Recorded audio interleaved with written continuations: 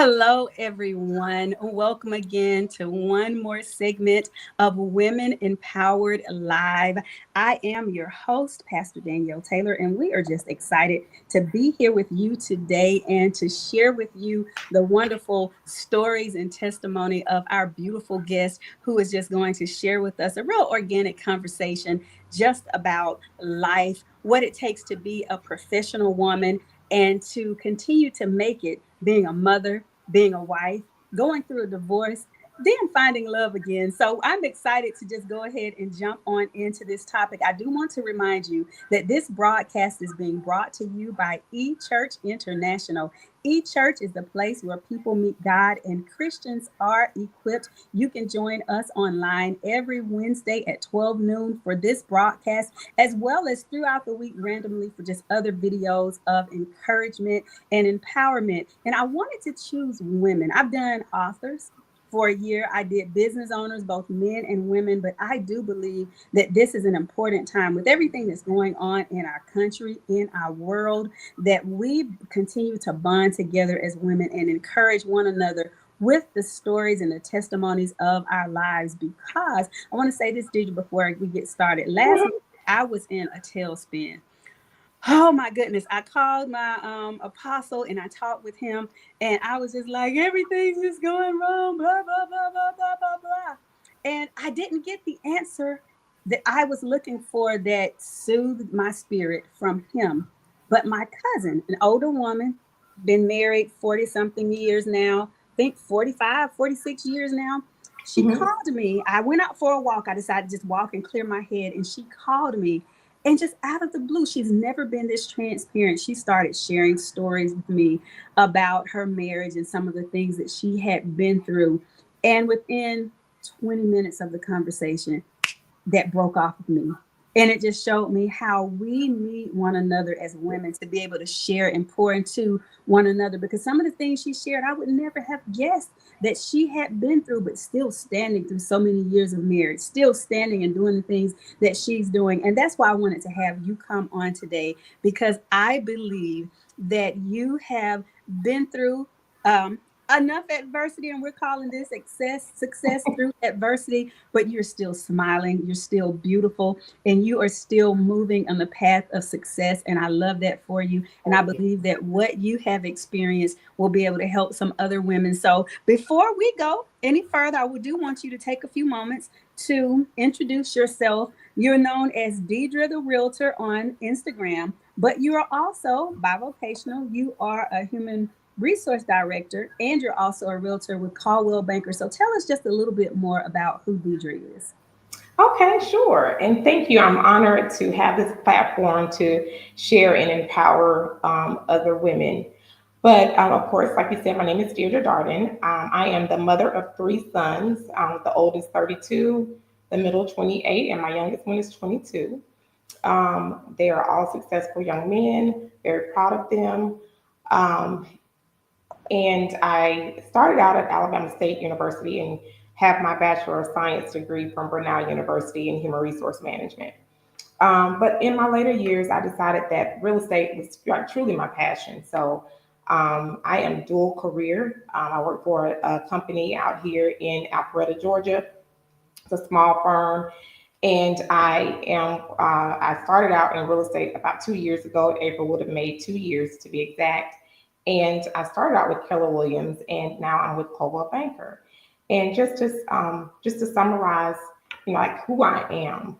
I am a divorced woman with three children. So divorce does not mean it is the end all.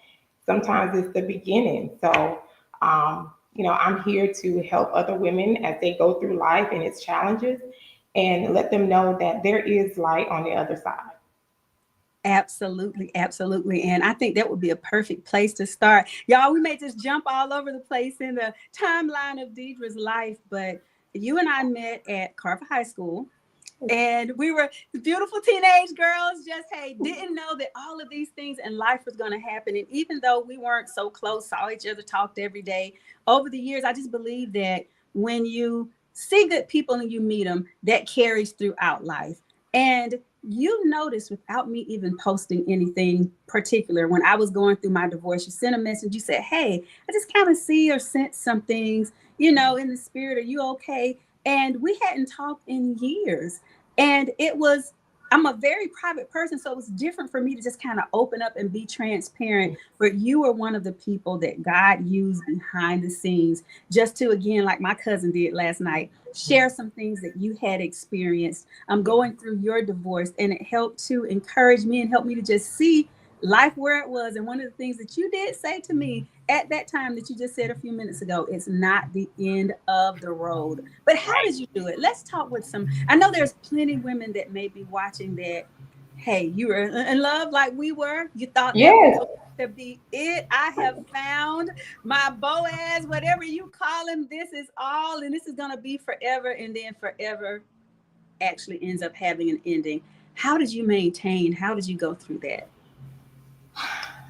Well, that's a journey in and of itself. It was a struggle, when I was going through what I was going through in my marriage. I didn't share it with a lot of people. I had a really close girlfriend that I kind of shared everything with, and she would encourage me um, on my day to day journey. And so I prayed a lot. I did a lot of self talk, and I encouraged myself a lot. And I know one of the things your topic was about finding love again. And I have to say that it wasn't about me finding love again. It was about me loving myself Mm, and understanding who I was as a woman, as a mother, as a grandmother, because I also have two grandchildren. How could I forget them? Um, and when I realized that I was accepting less than what I deserved, I had to have the strength to walk out on that marriage. And I will say this, I will preface it by saying, not to down anyone in the church, but I had a lot of church women, and they meant well. Hold your marriage together. And they gave me scriptures in the Bible where it said to stay with your husband. But I had to know God for myself, and I was like, this is not of God. The way that I am being treated in this marriage is not the way God would want me to be treated. And so I had to, get the confidence to leave the marriage. And I will say that he and I are, we have a great relationship to this day. But it was time for me to own who I was, just to know what it was that I needed to do. I had been through so much adversity in the past with raising children, and it was just time for me to do some self care and take care of me. And so I would encourage every woman to know yourself, to love yourself, and to put your needs. Sometimes you have to be a little selfish and put your needs above others, but because you can't pour from an empty cup, you have to be able to take care of yourself. yes, and that's one of the things that you did share with me at the time as well.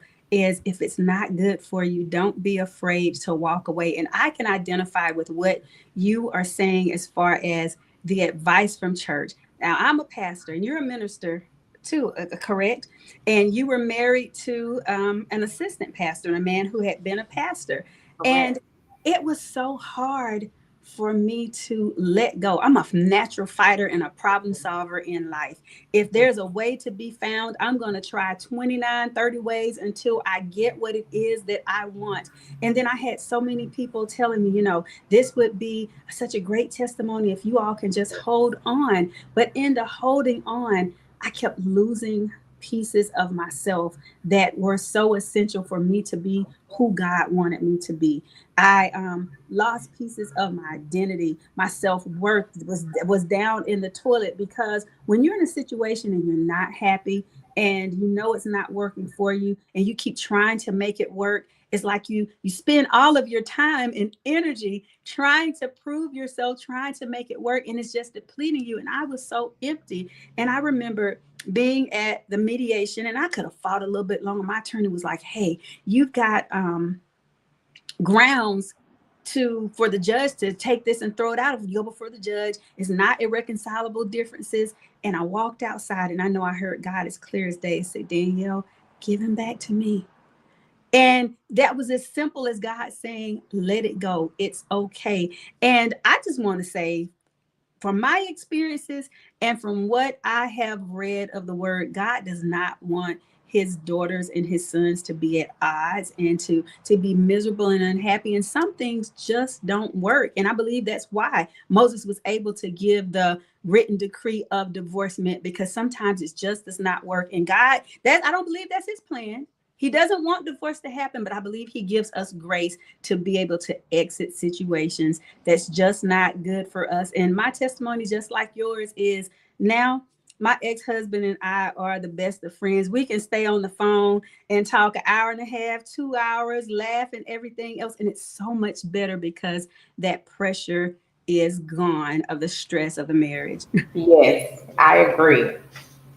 Yeah, and I wanted to tap onto something too, because one of the things we were talking about off camera is also being a wife in ministry. Yes. The challenges of that. What were some of the things that you faced that may or may not have been detrimental to your marriage, as far as all of the things that comes along with ministry as well? I think the sacrifice was one of the biggest things. Is that I wasn't called to be a minister's wife. And so I didn't know what that looked like. And I thought that because that title was there, that I had to operate in a certain way. But I found that just being myself was just being more authentic, and people respected you more for being yourself. But some of the challenges were just taken away from the things that I wanted to do or that I needed to do for my family, and following him to speaking engagements or past having to be a guest speaker at a church or different functions. And so I thought that my place was by his side. Um, and so, I mean, and you, when you're married, you do have to do some of those things with your spouse to make sure that you're showing that support. But that was a challenge for me because I wasn't accustomed to that. And that's not what I wanted to do on a Saturday, or I didn't want to stay at church all day on Sunday. I didn't want my weekend to consist of those different types of events. But those were some of the challenges. And then also, him having calls, during the day or at night, counseling sessions, because you have to be supportive of your spouse when they're in that role. And so, I was a little selfish and wanted that time to myself. So those were some of the challenges that I faced in that time during that time.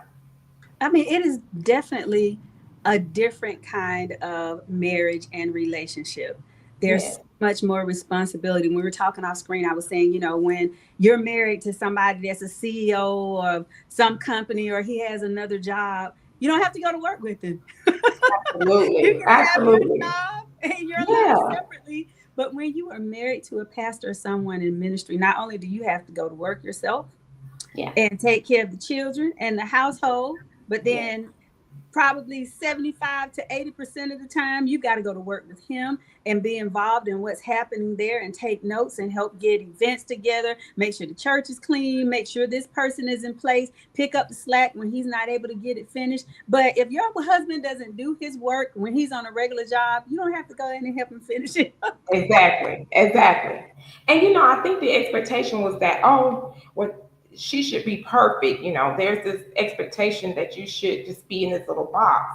And I think that when you are a strong woman and you're used to some level of independence and taking care of yourself, it's hard to transition to being somewhat of um, I'm not going to say servant because I am a servant leader. That's my leadership style. So I understand the role. But I think there was such an expectation on what it is you should be as opposed to who you really are.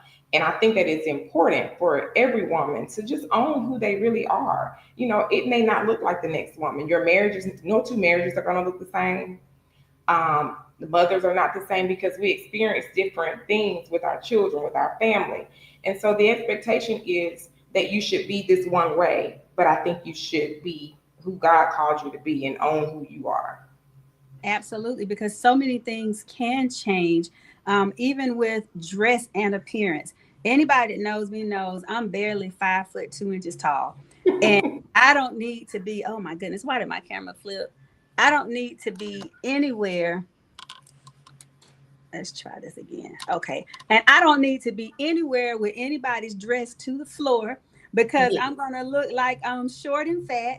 And I'll never forget when I finally got divorced. One of my best friends, and he's a fashionista, he said, Okay. "Girl, now you can wear some dresses to your knees and dress up and really look like who I know you to be." And it's not that I'm not going to say my husband was making me do that or anything. It's the pressure of being in that position, and you don't want to show too much skin. You don't want to be too flashy. It's like so much pressure that's on you. Like, even I didn't want to. This is a sleeveless dress that I have on, so I wasn't going to come on and do a live with it. And I But love those. yeah, but just owning a dress like this, I would have never, it wasn't going to be in my closet because I always felt like somebody was judging me, someone was watching. And Yeah. that's just the freedom of not being in that place anymore. I love ministry. I miss the fellowship and the camaraderie with a lot of the ladies that were there, and just even being in the place for people to be able to look up to the God in me. But at the Right. same time, it was costing me so much of myself that I think I'd really much rather be in the place that I'm at right now. And I'm at Yeah. peace. And we all have our own relationship. Just like our Mhm. children each have their individual relationships with us, we have our own relationships with God. And so as long as God and I have an understanding, I'm okay. And it doesn't matter what the other person feels about me. I recently had a trip with my cousin and my aunt. We all grew up together, and we were on this trip and we were having dinner. And the question came up is, if you could change anything about your life, what would you change? And the three of us, all in our 50s, we were Mhm. like, there's absolutely nothing that we would change. We are in the best space in our lives right now. It's a freedom that you have at this age and at this level of maturity, where if someone doesn't understand your journey, it's okay, because it's not their journey. It's my journey. And whatever decisions I make, as long as I'm comfortable with those decisions, I'm okay with that. And I see women, sometimes you never know who's watching you on social media or in your everyday walk. But I've had women come up to me and just say, hey, they'll just start sharing their story with me. And I don't ask for it. And one of the things I remember when I reached out to you when you were going through your journey in your marriage, I said to you, I I am not asking anything from you. I don't want to know any of it. But this is my story. And I began to share my story with you. Now, whether you wanted to share yours or not, it was fine. And I want you to know that I struggled with making that, with reaching out to you, because I kept praying. I was like, Lord, should I say something? Because I don't want her to think that I'm being nosy or I'm overstepping. But I did want to share what I was going through, because I wanted it to maybe, bless you. And what I don't, for me, I'm just as transparent as I can be with people, because if my story can help someone else, I would like to share that story with them. I don't understand the test without the testimony. If I can just help one person, that's why I share my story. I can hold it, but it's not always time. And God gives me discernment on who to share with and who not to share with. Yes, and you did absolutely hear his voice, and it was good that you shared, and we appreciate you even sharing with us today. You said something a few minutes ago, and I want to coin this phrase, so hopefully you won't charge me for it. But the freedom of 50. Oh, Deidre, let me tell you. Girl, I was in a tailspin, like midlife crisis thing, because my divorce happened when I was 48. Mhm. And yeah, because I've been divorced 3 years. So I was 48 or 47, about to turn 48. And I just felt like at this point in my life, I don't want to go into 50 and be divorced, be by myself. I was about to have an empty nest. I have one now. How am I going to manage through this? And then I found what you call the freedom of 50. But to get to that place is really challenging. And I guess I just kind of wanted to know how you felt when you got to that 50 threshold, and how did you even deal with the changes in your body?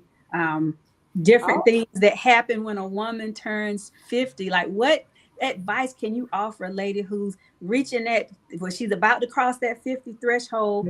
What are the challenges that she'll face, and what does she have to look forward to? yeah. So menopause is one of them. All the hot flashes and not being able to sleep at night. I just wanted a good night's sleep. And I realized that some of the things that we can do is exercise. Make sure that you have a regimen. I don't care if it's 30 minute workout in the morning. So I make sure that I get on my treadmill throughout the day.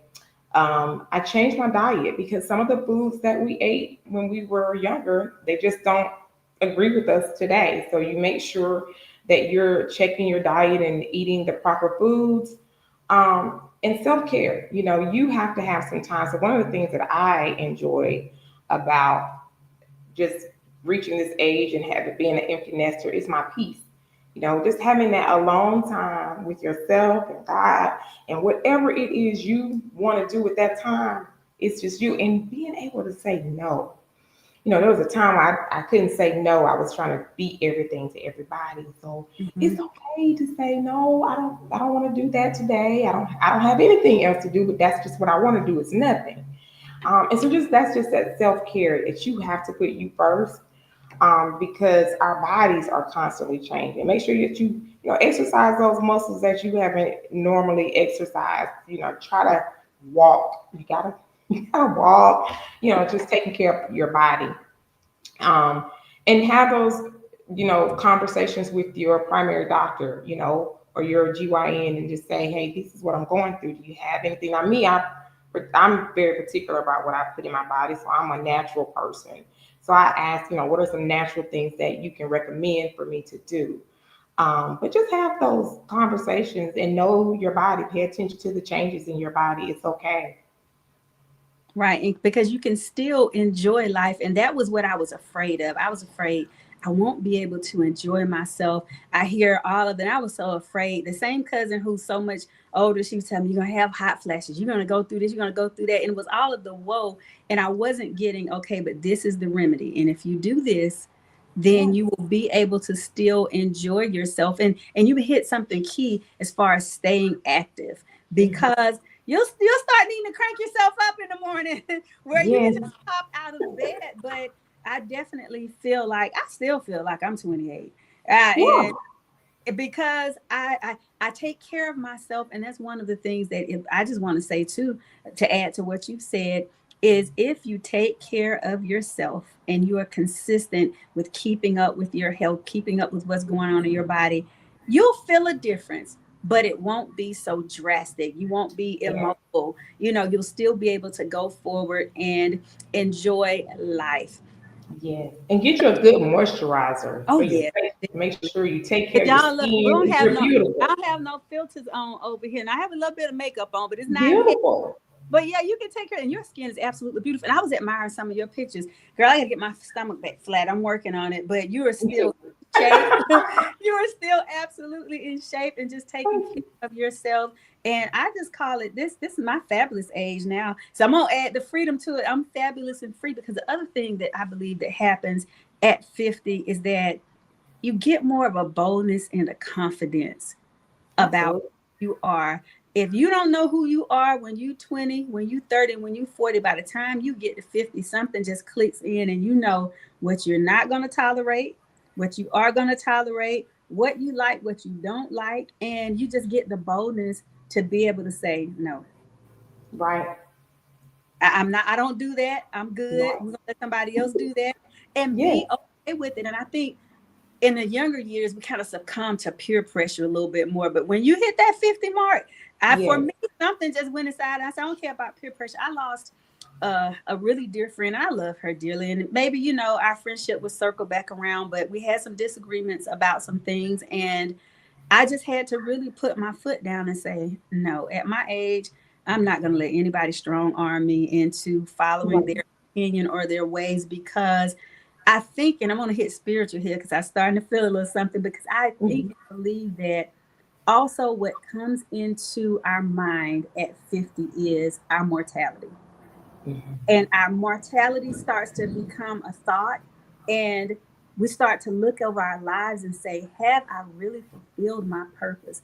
God, have I done what you created me to do? And whatever I'm lacking in, it's time for me to go ahead and work a little bit harder and do more, because we can achieve all of the success, we can achieve all of the wealth that we want in this life, but it's going to come to an end. And Mm-hmm. when it comes to an end, we have got to stand before our Creator and give an account, what the Bible says, of how we lived our lives, what we did. And I believe that 50 threshold for me gave me the point to say, whatever I have to back away from and pull away from for now or even permanently, God is okay, because I got a destiny that I've got to Mm-hmm. fulfill. And I don't know, how did you feel in that regards, as far as, and then now we're going to get into just talking about more about what you're doing in your life and in your profession, but just being at that 50 threshold and looking at where you are and saying, okay, God, this is how I'm going to move forward in my career and in what you created me to do. Yeah. I think it was more about, owning and being the person that I needed to be for me, Mm-hmm. and not being what everyone else wanted me to be or what everyone else thought that I should be or do. And you do have people that will share their opinions with you and tell you how they feel. Um, but if it doesn't line up with what God and I have already established in my life, it's okay. That's just their opinion. It is so. I just realized that it was so imperative that I choose the path that I needed to take for me. Mm-hmm. um, because I can't live my life for someone else and they can't live their life for you. And what type of life is it if you're not living your life, your purpose-filled life? Your life will only have purpose if you're living your authentic life. If you're living it for someone else, you're not fulfilling your purpose, you're fulfilling theirs. And so for me, when I chose, I have a little testimony. When I moved in my home 3 years ago, I was working at a company, and I won't name the company. But when I moved here, I thought I don't want to work. I don't want to work for that company anymore. It's not. It's draining me. I didn't like the manager, and it was causing me a lot of stress. So I stepped out on faith, and I left. And the next day, I started real estate school. And so I felt like I was fulfilling my purpose because it was something that I had already thought about, always thought about, but I wasn't able to do it. I wasn't in a position to do it financially. And so it allowed me the opportunity to fulfill some of the things that I wanted to do. And I had people telling me, oh, you should give a 2 week notice. That's what they wanted me to do. That's not what God told me to do. God told me I wasn't going back to that job, and I didn't go back. Right. And so I think that it is just important to just walk in your purpose. Sometimes we choose a different path.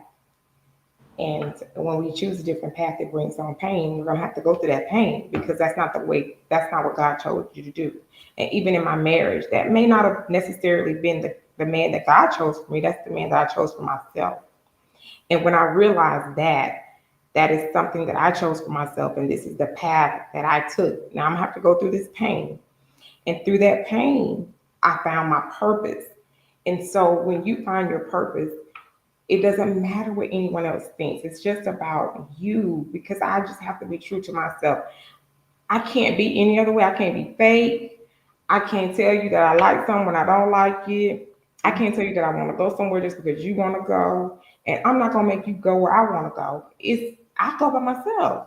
I have freedom and I can sit at a dinner table, and this was something that I couldn't do before, and have dinner by myself. I can take a walk by myself in the park. I can do all of these things for myself.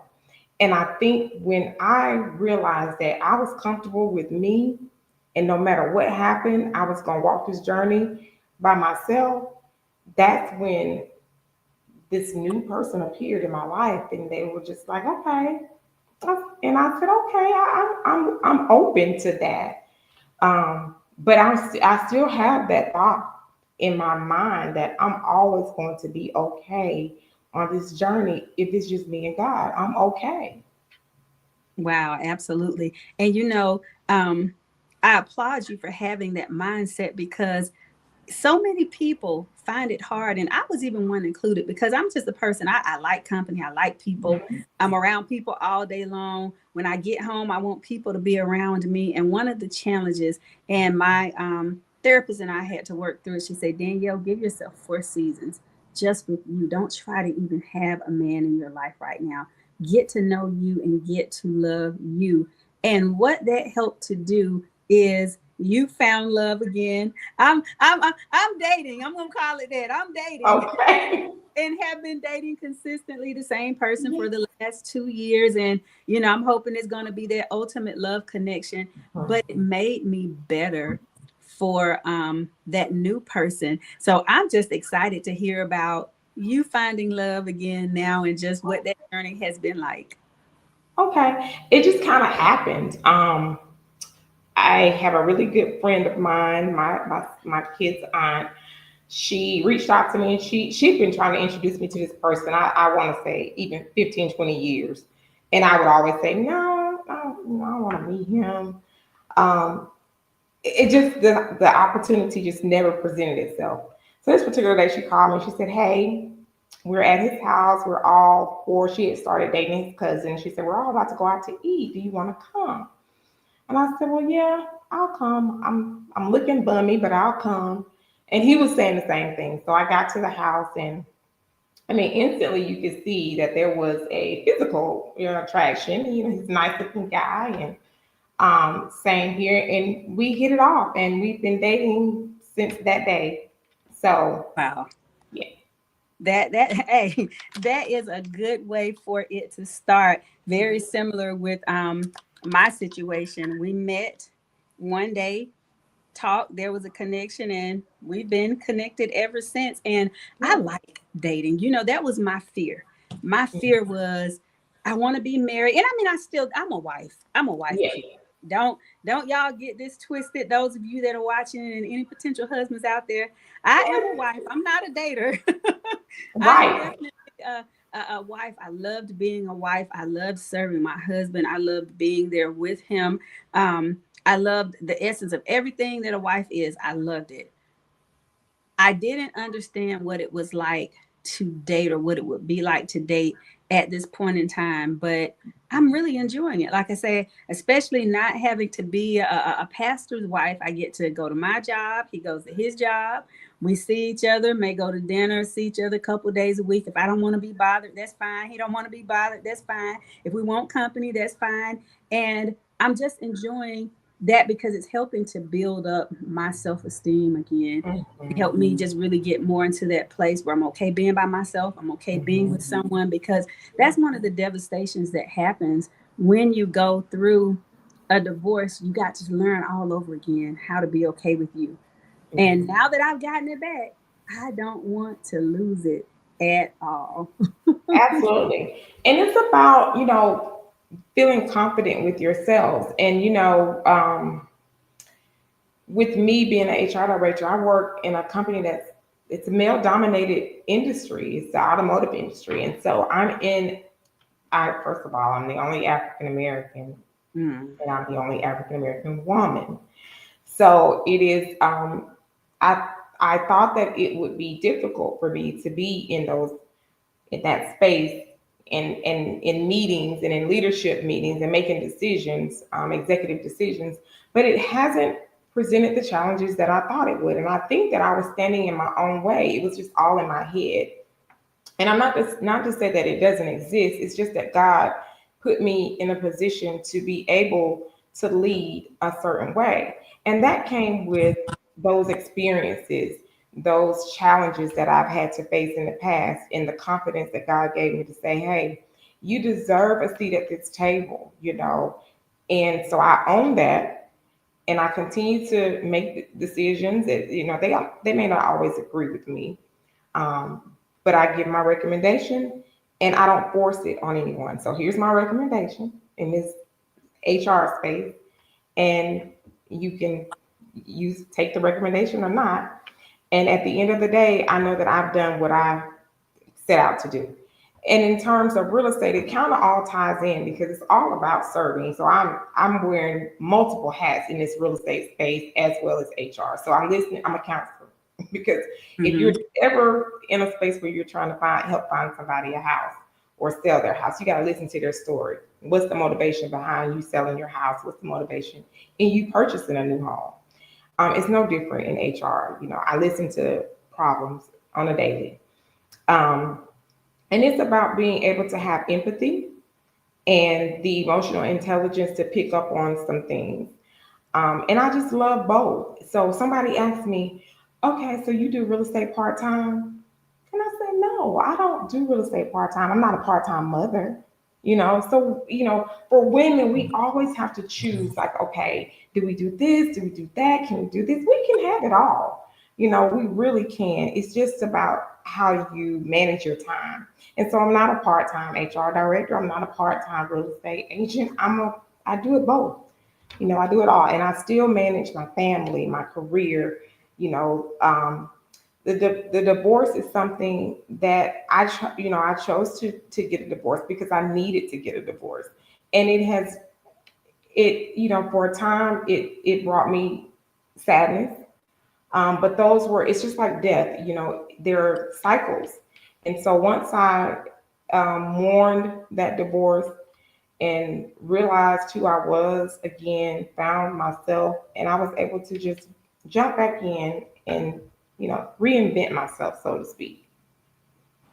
Wow. And I know it's a challenge to do all of those things, but you do it so well and you make it look so good. And we just appreciate you being a representative of women in those seats of power and authority, and especially for Black women. Before we wrap it up, I do want to get this because I do want to make sure that we are sharing with our viewers, especially when we re-air this and I pull clips out. I want to give some solid, tangible information on this housing market, what we can do to really get ourselves in a better position to be homeowners, and just some of the challenges that may come about now that this country is headed towards a recession, and just even again the value, especially for any young person that's watching, the value of being a homeowner in this day and time, because there's so many options, and people are just telling everybody, you should do this, you should do this. I guess we'll just start here. Is it still the best thing to be a homeowner versus a renter? Absolutely. I'm gonna always say, not because I'm a realtor, but home ownership is always it's always a good time to own your own piece of land. Um, and I don't think that there are any negatives in owning that, because the rental prices are going up. So I'm just going to give you an example. My first client, she called me and she said, "Hey, I'm about to rent this apartment. It's a two-bedroom. It was $2,300 a month." And I thought, you can own your own home for $2,300 a month. She didn't think that she could do it. So she now owns her own townhome. She got an interest rate. She was able to buy down her rate to a 5.25. Her mortgage is less than the $2,300 that she would have been paying for rent. And she is a owner. And so what that means is, if you're renting, you're not building any equity. When you are a homeowner, you are building equity, especially in a subdivision. If someone buys a house down the street from you, guess what? You just earned $10,000 in equity. You didn't have to pay for it. Your house is earning equity every time a home sells in a certain um, proximity to you. So I look at it this: what other investment can you make, and you're earning $10,000, $20,000 because of somebody else? So I think that it's a great opportunity. I moved in my house 3 years ago. I've already earned $100,000 worth of equity. So if I sell it today, I make $100,000, and I haven't put that into the house. So I think it's a great opportunity. The market is still good. You just have to make sure that you align yourself with the right lender, see what your options are. And I always say, try 3 different lenders to see who gives you the best rate and qualifies you for the most money. There are different programs out here for first time homeowners. So if you are looking to purchase a home, or if you're looking to sell your home, give me a call at 404-932-8851. And I am Deidre the Realtor on Instagram. So let me ask you this. You said something a moment ago. You said she was able to buy down her rate. What Yes. does that mean? So that is, I always tell people, I'm a realtor, I'm not a lender. But I Okay. would say, reach out to a lender, talk to them about buying down your rate. Sometimes when people qualify and they have a great credit score, Mm-hmm. your lender will give you the option to buy down your rate. Say, for instance, the market right now is like 6.38. You can buy down that rate to 5.38 if you have a good credit score. That's going to cost you, but you can buy that down. And if you plan on staying in that house for the next 30 years, I would recommend that you buy down the rate. Now, if you plan on staying in that house 5, 6 years, you may want to leave the rate at what it is. And when you sell, you'll still get the equity from that home. But I have some different lenders that I can put people in touch with if they give me a call, or you can choose your own lenders. And so I know the price of houses have gone up tremendously, and you're right. I noticed just about a little over $100,000 increase in equity in my house, and I didn't know that. Now it makes sense to me because 4 or 5 houses on my street alone sold within the last couple years. And when I went and got an appraisal done in my house about a year ago and saw the equity, y'all, I did. I went and got a little bit of it out because Yes, I didn't even know it existed, and I missed it absolutely. at the time. Thank God. But I know the price of houses have gone up so much. And sometimes it may make people a little fearful Mhm. of buying. And I know you did touch on first time home buyer programs. Is that the only thing, or are there some other things that you know of that would assist people into getting into homes? Well, the first thing I tell people is to manage your finances. Make sure that you are watching your credit, and making sure that your credit score is because most companies, lenders, they say you just need a 580. But what happens when you just have a 580? During that process of waiting for your closing date, anything could go wrong. It can go down 1 point. If it goes down 1 point, now you're no longer qualified for that home. So we want to make sure that your credit score is at least at like a 620. Make sure that you're paying off some debt because they're looking at your debt to income ratio, and looking at how much house you can afford. So just position yourself in, with your finances and making sure that you do qualify for a home. You don't want to overextend yourself. So sometimes it may not be the right time for a person to buy, Mm-hmm. but just position yourself. And it's okay to reach out to a lender and get, some people are so scared to get their credit pulled, but it's okay to reach out to a lender, let them pull your credit score and go over your options. You don't know what you don't know. So you can have them pull your credit and they tell you what you need to do to prepare yourself to purchase a home. But the first time home buyer, they're giving you your down payment. So for FHA loan, they're going to give you 96.5%. So you need to come up with the other 3.5. For a conventional loan, it's 20% down. There are ways to offset that as well. But if you're buying a new construction, a lot of times the builder has incentives, if you use their preferred lender.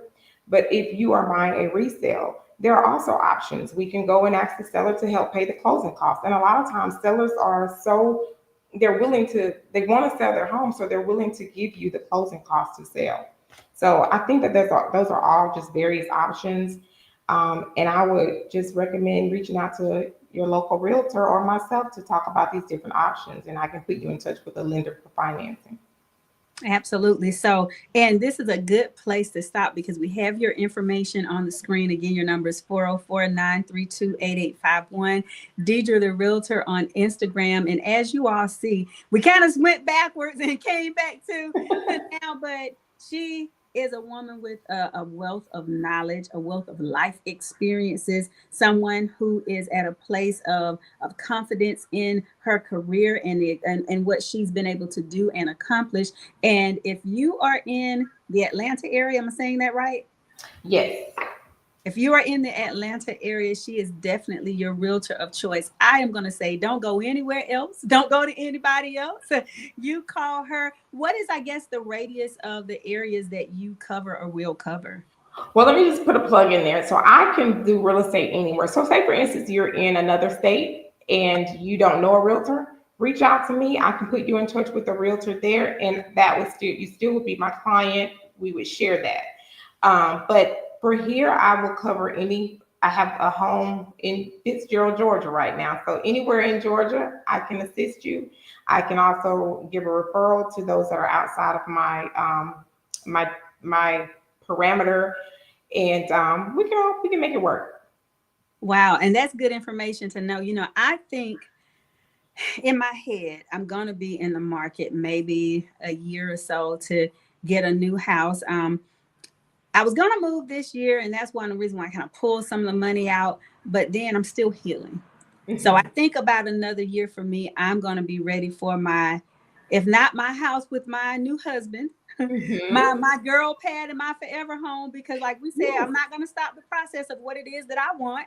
Hopefully I absolutely. found love and it'll stay, but if I don't find it, I still want a really nice home. But it's good to know that, because I would definitely want to make sure that when I make that move, that I find you and give you my business. I make you Okay. this promise on live. Even like you said, if you just got to connect with somebody here and you're able to get something off of it, I do want to make sure that I throw that into your life. And those people that are watching, I mean, Deidre's from this area. Like I said, went to Carver High School as well. So those of us that's in Columbus, Georgia, if you're looking at purchasing a home, and make sure that you reach out to her so she can get you connected, so that our hometown girl can still Yes. be able to benefit from the people that's in the community that she grew up with. I really enjoyed talking with you today. Thank you so much for joining in with us. And what I'm going to do, if you don't mind, is just give you some last remarks and just comments, any advice that you want to give, any encouragement that you want to give to any women who are watching this program. And then we normally end with a prayer. So after you give your final remarks, if you don't mind just giving us a short closing prayer,